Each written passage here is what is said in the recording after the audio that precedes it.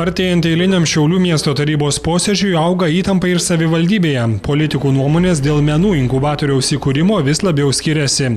Anksčiau projektą utopiniu vadino ir apie jo galimą grėsmę Šiaulių biudžetui aiškino vos vienas kitas politikas.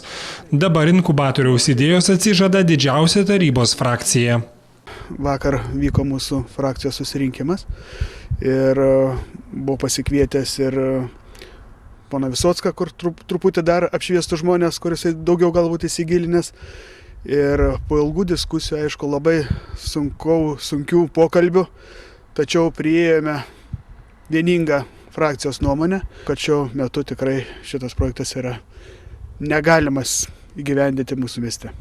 Šią savaitę posėdžiavusi savivaldybės darbo grupė, kurią sudaro įvairių partijų politikai, panašu net nesvarstė galimybės atsisakyti projekto. Tuo metu gausiausios tarybos frakcijos nuomonė, miestas iš tiesų nebus pajėgus finansiškai prisidėti prie menų inkubatoriaus statybos, nekalbant apie tai, kad projektų menininkai net nesidomi.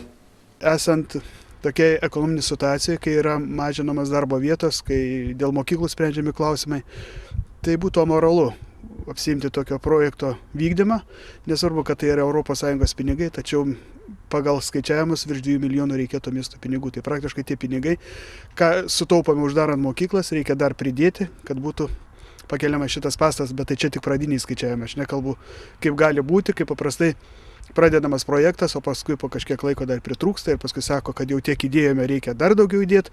Socialdemokratams atsisakius palaikyti daugiamilijoninį menų inkubatoriaus projektą gali kilti grėsmė Šiaulius valdančios 5 partijų koalicijos tvirtumui.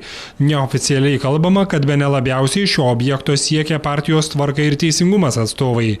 Kieno įtaka savivaldybėje didesnė paaiškės ketvirtadienį vyksiančio balsavimo metu.